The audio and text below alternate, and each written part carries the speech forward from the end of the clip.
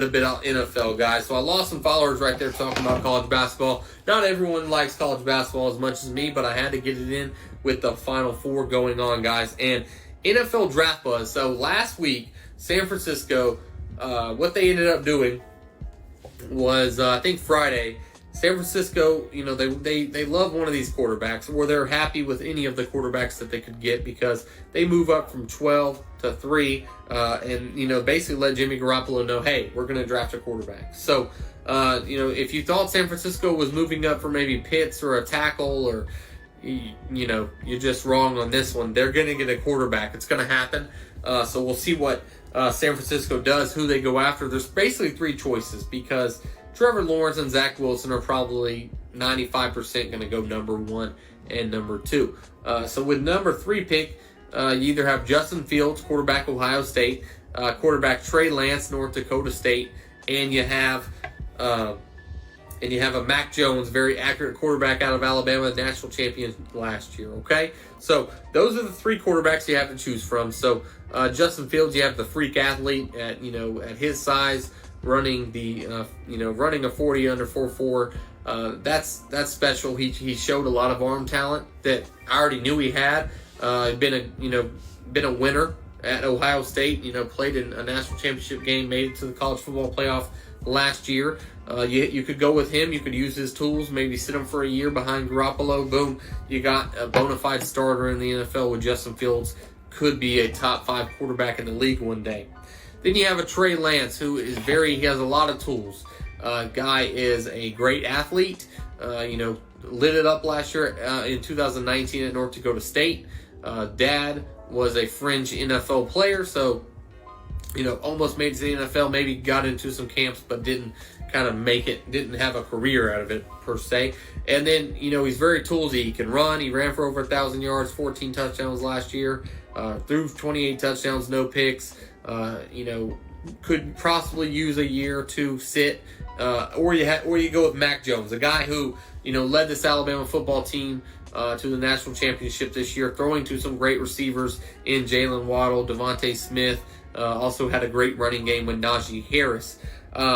Here's the thing. Mac Jones doesn't have as many tools as either of those quarterbacks, but he's very accurate. He's very cerebral, and he's very, very, he's a competitor. Competed with Jalen Hurts, competed with Tua the last 4 years at Alabama. Not scared to compete. The guy isn't going to have a six-pack and run a 4.4 and throw the ball 70 yards. That's not what he is, but he's a very smart quarterback. I feel like he's very accurate, and accuracy is the number one thing I look for translating to the NFL level. And Mac Jones is going to be a good quarterback now. It's hard to watch some of his film because guys were just so wide open, and he never really got touched. Had a great offensive line. Steve Sarkisian called it, pretty much perfect game plan the entire season, and everything just clicked, and it just worked for Mac Jones this season. I can't hold that against Mac Jones. Film doesn't lie, and he put out some good film this year. But if we're going to talk about San Francisco at 3, so guys, here's my top 10 picks. I'm going to give you the number 1 pick, Jacksonville Jaguars. I'm sure you've already heard that, okay? Trevor Lawrence going to Jacksonville, team up with Urban Meyer. We'll see what he does if they put some weapons around him and can protect him. Number 2 pick, this is a guy I really like, Zach Wilson, okay, guys? Zach Wilson can make all the throws out there. Had a phenomenal year this year. Over 65% completion, 40 yards down the field, and he has 54 attempts. Can make any throw in the book. Also is a very twitchy athlete. Can make some of these Patrick Mahomes, Josh Allen throws. Very an explosive player as well. You got Lawrence first. You got Zach Wilson second. And here's where the draft starts, guys. And, you can talk Mac Jones. You can talk Trey Lance at 3. And if you believe the smoke screen with Mac Jones, you can believe it. But I saw with my own eyes this week, Justin Fields put on a performance at Pro Days, which was really, really good. I don't look too much into Pro Days, but right now with, no combine and, just being able to meet with some of these players and everything, Mac Jones is going to be a first-round pick, probably going to be a top 8 pick, 9 pick, top 12 pick. Nothing against Mac Jones. I like Mac Jones, very accurate passer, but he doesn't he doesn't stack up against a quarterback like Justin Fields to me with what you're looking for a quarterback in 2021. It's just not there. There's no way I could move up 9 spots, give up 2 first-round draft picks, and then draft Mac Jones. I just do not see that happening. Justin Fields will be the pick for the San Francisco 49ers at 3. If he's not, then the Falcons need to do everything in their power to trade with one of those teams 7, 8, and 9 and get as much as you possibly can to move back 4, 5, 6 spots. And then you get your guy there, and you get all these first-round draft picks. And here's another thing with the Falcons at 4.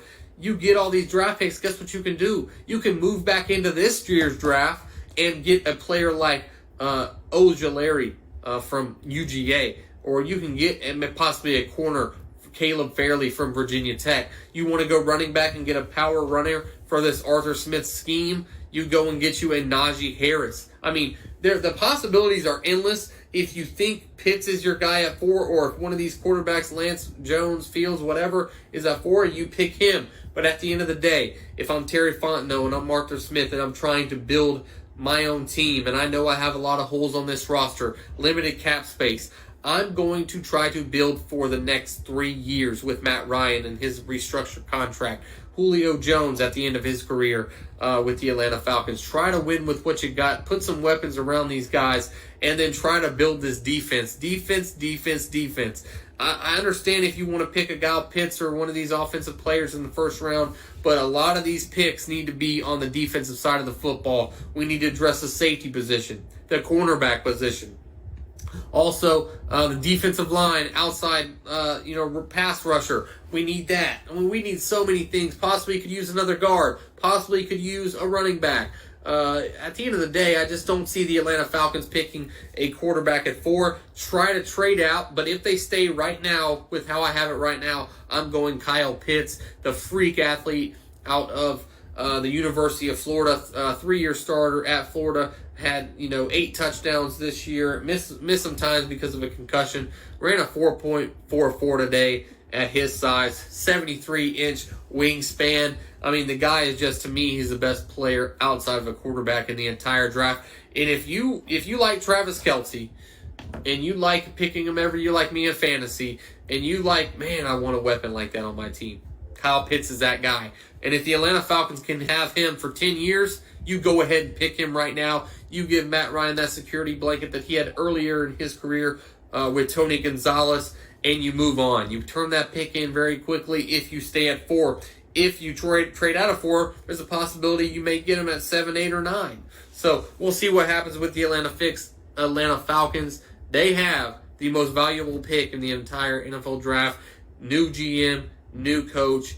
You got to go out there and do something with it, fellas. And I trust what they'll do. I really do. Whatever they do, I'm not going to be one of these fans that hate. I'm going to root for the Atlanta Falcons, no matter who they pick at 4. The Cincinnati Bengals at 5. You hear Kyle Pitts' name come up. You hear Jamar Chase's name come up at 5 with the Cincinnati Bengals. At the end of the day, you draft a guy number 1 last year. He gets hurt this year, tears up his leg. You got to protect him, and no better prospect than to protect him with than Penei Sewell, offensive tackle or guard. You're probably not going to play him at guard. You're going to probably play him at tackle out of Oregon, the Outland Trophy winner from 2019. Gave up like 2 sacks in his career. He's a heck of a player. I wouldn't mind the Atlanta Falcons picking him. Could see him going anywhere from 4 to 7, 4 to 8 in this draft. But Sewell is a really, really good prospect, and I think he's going to do wonders in the NFL. So Bengals, you got the blue chip prospect in Joe Burrow. Now go ahead and protect him, because I really feel like Higgins and Boyd and Mixon and some of these other guys on offense can carry the load. So go get you some protection for Joe Burrow. So the Dolphins, guys, the Eagles were at 6. Now the Dolphins are at 6, and they're going to go ahead and turn this pick in as quick as possible. If Jamar Chase is still there at 6. Jamar Chase today ran a 4.38. Also had, the 1,800 yards, 20 touchdowns in 2019. Teamed up with Burrow. 6 foot, 202 pounds. Expect him to be probably close to 210 come the season. This is a guy who's very fluid in and out of his breaks, has great hands, has like a 40-inch vert. So even though he's small, it's okay. I mean, he can still go up and get it. I like Chase to team up and give Tua Tagovailoa that weapon that he needs. And then also the Dolphins pick at 18 as well. So this is a very important draft for the Miami Dolphins. I want to see maybe them get Chase and then maybe another offensive lineman to protect Tua, because you can never have too many security guards up front. The Detroit Lions, guys, this is very interesting to me. I feel like you got to go wide receiver here. They lost Kenny Galladay, also have lost Marvin Jones, and Jared Goff. You got to go if you want Jared Goff to be successful, and you're going to go with him. You got to get him some weapons, and you have two really good weapons to choose from here out of Alabama: Devontae Smith or Jalen Waddle. Do you want the speedster who can push the ball? Who can push. Get over the top on the secondary, and also it can probably give you some punt returns, some yardage as well. And he's a freaky athlete, very twitchy, coming off the injury. You have Jalen Waddle, or you have a Devontae Smith, a guy who just set the world on fire last year, won the Heisman Trophy for the Alabama Crimson Tide last year. Very, very productive year this year. Had like over 100 catches, close to 18 touchdowns on the season. The guy is just phenomenal. I know he's 6'1". Like Devontae Smith should be the choice there at 7 for the Detroit Lions. Coming in at number 8, the Panthers. They have Matt Rule. They drafted all defense last year. They have Teddy Bridgewater. At the end of the day, you could go quarterback. You could go some other positions here, maybe a corner. With how the draft's panning out, maybe you go get a linebacker to replace Luke Kuechly in Micah Parsons. But at the end of the day, Mac Jones, I feel like, is the pick here at 8 if he slides all the way to 8 and the Panthers stay at 8. I feel like Mac Jones will be the pick for the Carolina Panthers. And, coming from a Falcons fan, if I don't have to see Justin Fields playing for the Panthers like I had to see Cam Newton playing for the Panthers, I'll be all right with that. Mac Jones, I feel like him and Joe Brady could do some nice things in this league, and I feel like that's not a bad landing spot for Mac Jones. Coming in at number 9, my 5th quarterback in the top 9 right now, Trey Lance. Very toolsy guy from North Dakota State. I talked about him a little bit earlier in the show. I feel like Denver's got to address the quarterback situation. Haven't really been able to lock that position down ever since Peyton Manning retired. Trey Lance could be that answer. Start the season with Drew Lock, see what you have at the end of the season with Trey Lance. This Denver Broncos team's probably not going to be in the playoffs next year. They need to rebuild this roster. Could also see Denver go cornerback as well. And then coming in with my number 10 pick, this is a team who needs to rebuild the secondary, the Dallas Cowboys, guys. And you basically have some really good corners on the board right now. You have Pat Surtain out of Alabama, J.C. Horn out of South Carolina, and Caleb Fairley out of Virginia Tech. Out of those 3 guys, I am a Patrick Surtain fan. I really like his closing speed. No one really threw his way in college because he was just that good. I'm not sure if you guys saw him at his pro day, but the guy looks like an NFL cornerback. I mean, he's huge. He's ripped. I mean, he's 6'2". I feel like he's close to 200 pounds. And, the guy runs like a gazelle out there. He's a physical guy. Will get in your face. He doesn't really talk a lot. Lets his play do the talking. Feel like he'd be a great fit for Jerry Jones and the Cowboys at 10, guys. So, hey, please let me know what you think about that top 10, guys. That's my Kicking with Crowder top 10 right now. And then some interesting storylines going on in the NFL with San Francisco at 3 and Atlanta at 4, guys. So, guys, let me know what you think down below about that top 10, guys.